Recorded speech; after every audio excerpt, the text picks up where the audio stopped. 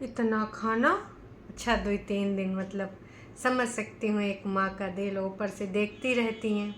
अब कुछ बातें होती हैं जो छुपी छुपाई रहती हैं घरों में, लेकिन इनकी यहाँ की सारी बातें दिखती रहती हैं ऑन कैमरा, है ना।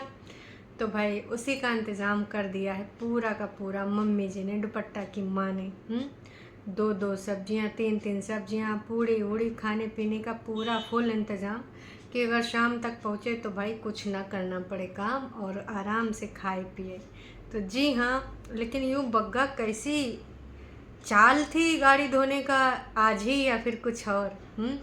का है पूरी बात खुल के व्यक्त करेंगे जज्बात। अपना बग्गा हमेशा की तरह चालबाजियाँ करता हुआ ससुर जी ने भेजने का प्लान बनाया था कि वही भेजने जाएंगे और वही भेजने आए, पर 50-50 वाला मैटर था क्योंकि उनको जल्दी जाना था कहीं पर, और इधर से बग्गे ने कहा कि चलो आधी दूर से मैं आके ले लूँगा।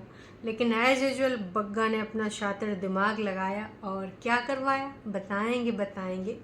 आप काहे होते हैं परेशान।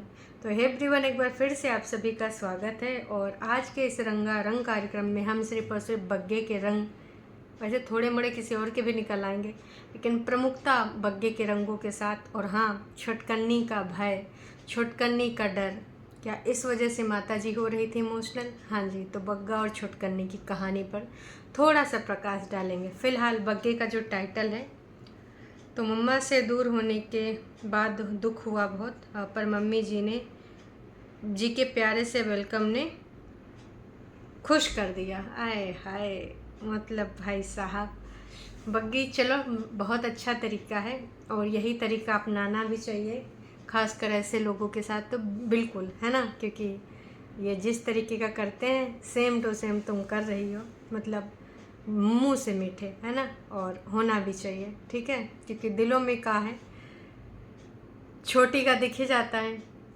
बाकी हमारी जो मम्मी जी इनका भी दिख ही जाता है समय समय पे। तो जो वीडियो की शुरुआत होती है वो बारिश के साथ होती है सुबह सुबह, और बग्गी जो बात बताती है दर्शकों की, रात में बहुत बेचैनी हो रही थी।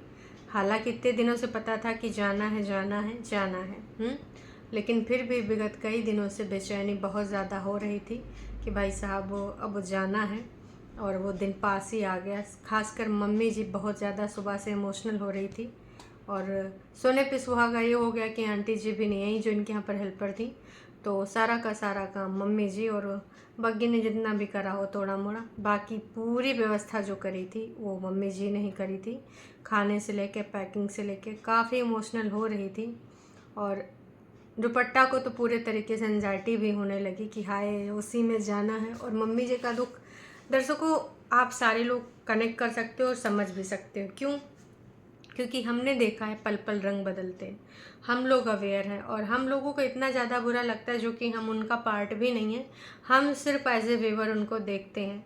जब हम लोग समझ जा रहे हैं, तो बग्गी तो उस घर में रहती है और उसकी अपनी माँ से भी बात होती होगी, तो सारी चीज़ें उनको भी क्लियर होंगी ही 100%। तो उनको पता था किस प्रकार के वहाँ पागल रहते हैं, खासकर वो छुटकन्नी, उसके मूड का कोई मतलब यार वो और छोर है ही नहीं। कभी यूँ पगला जावे, कभी यूँ को पागलपन का दौरा हो जावे, कभी कुछ पल के लिए अच्छी हो जाएगी तो कभी एकदम से भाई साहब ठुस, है ना।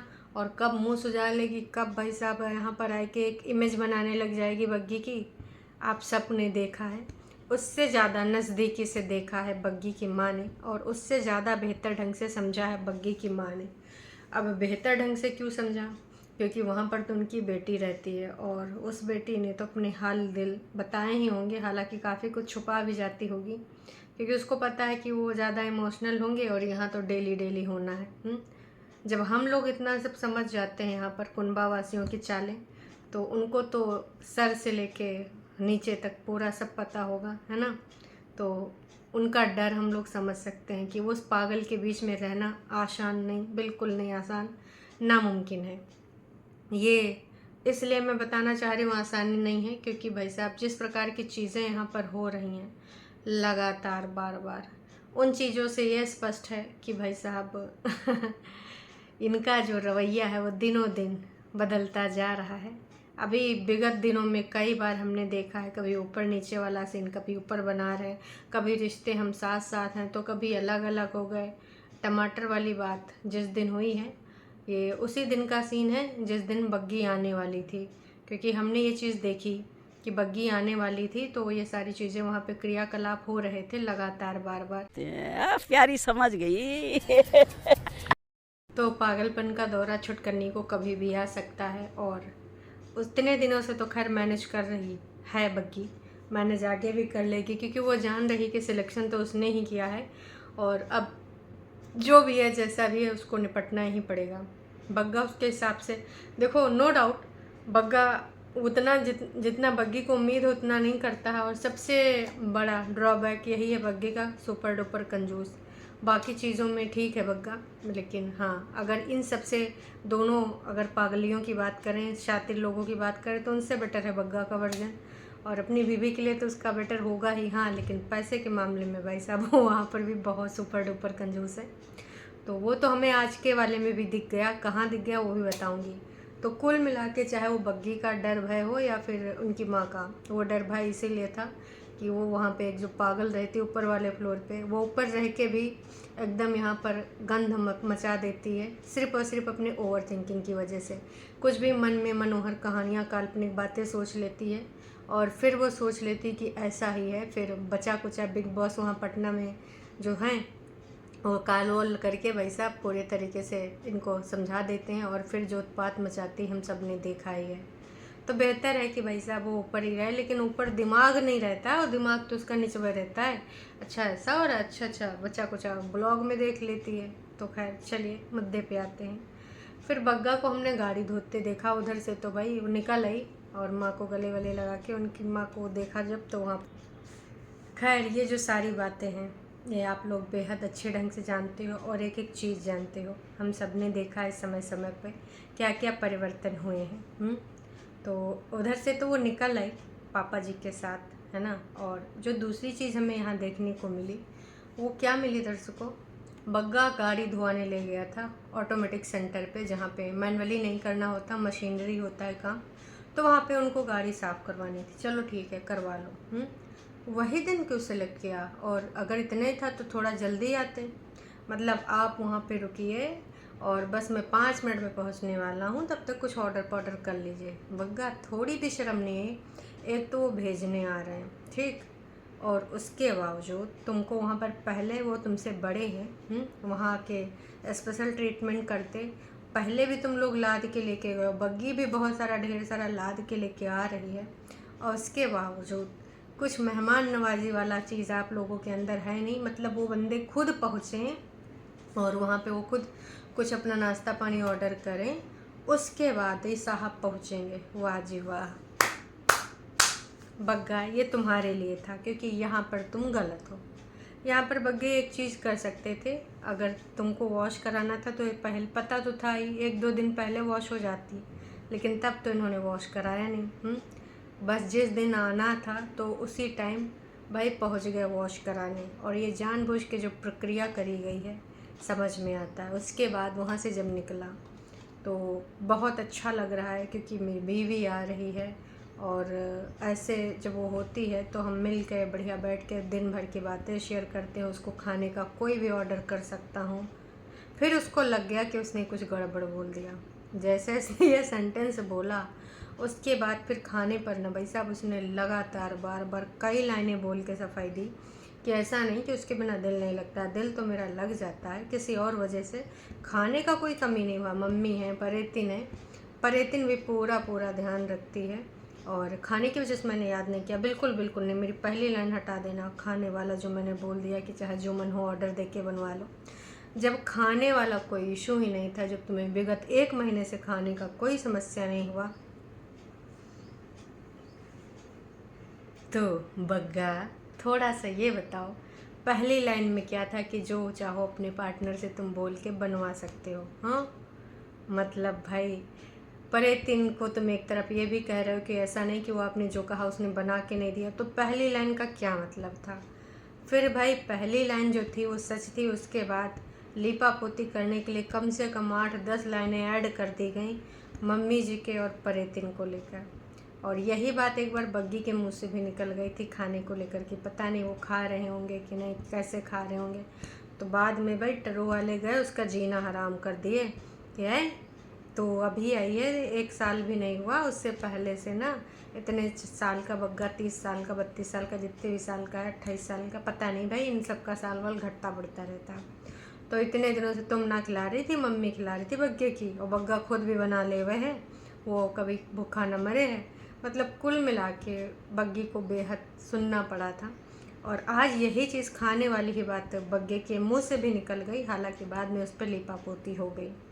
तो दर्शकों देखो, सच बात तो ये है कि बग्गे को इन सारी चीज़ों में समस्या होती है। अब बग्गी जॉब होती है तो जो भी बोला जाता है वो हो जाता है। पर एतिन तो कई बार साफ साफ मना कर देती कि अभी मैं नीचे नहीं आ पाऊँगी, मैं तड़का नहीं लगा पाऊँगी, ऊपर बनाने को बना दूँगी, पीला चावल खा लेना। तो ये सारी चीज़ें हैं और बग्गे के मुंह से आखिरकार ये बात निकल ही गई। फिर दर्शकों जब वहाँ पहुँचते हैं तो बग्गा देखा मैंने किस प्रकार से वहाँ पे पहुँचता है। लेट में सब लोग टेबल पे बैठे होते हैं, खा रहे होते हैं। मम्मी जी का वैसे भी सैड थी और ऊपर से इंतज़ार जो बग्गे ने कराया, बेहद नीचता वाला काम। इसके अलावा कुछ मिठाइयाँ उठाइयाँ भी खरीदी जाती हैं और गाड़ी में रखी जाती हैं। मम्मी जी इमोशनल हो जाती हैं, वो चीज़ हमने भी देखी थी। शगुन भी दे रही थी, माँ का दिल नहीं माना, इतना सब कुछ दिया लिया, इतना सब कुछ किया, अभी उसके बावजूद भी शगुन दे रही थी। लेकिन इस बग्गे को मैं क्या ही बोलूँ यार, कितना बेशर्म है यार, मतलब हद से ज़्यादा। यहाँ पर बग्गे से ज़्यादा उसकी माँ को कहा जाएगा कि भाई भर भर के अगर आ रहा है ना, गाड़ी भर भर के डिग्गियाँ आ रही हैं, तो तुम्हारा भी तो कुछ फ़र्ज़ बनता है। कौन सा मुँह लेके एक साड़ी भिजवा दी थी हैं, मतलब यार बहुत ही बेशर्मी की हद है। और यहाँ पर पूरा पूरा क्रेडिट जाएगा मम्मी जी को, क्योंकि देखो ढंग की ले सकते थे ना। और उस टाइम क्या बोल दिया, अगर साथ में होती तो अपनी पसंद का ले लेती, अब ऐसे कैसे मैं ले लूँ, है ना, पता नहीं उसको पसंद आए कि ना, साथ में होती तो दूसरी बात थी। इतना कह के किस प्रकार से मम्मी जी ने पल्ला झाड़ा था, याद होगा आप सबको। मतलब यार इतने शातिर हैं, चाहे ये छुटकन्नी हो चाहे मम्मी हो, बहुत ही ज़्यादा शातिर, बहुत ही चालाक। छुटकन्नी भी उधर से कुकर लेके चली आई थी, बाद में आते वक्त इतने नौटंकी ड्रामे कर रहे थे कि मैंने तो इससे कहा था ले ले, लेकिन इसने ही सिर्फ पपीते लिए और लोगों ने इतने कमेंट करे, बाद में भी कुछ ढंग का नहीं भिजवा पाई। खैर छोड़ो, मुद्दे पे आते हैं।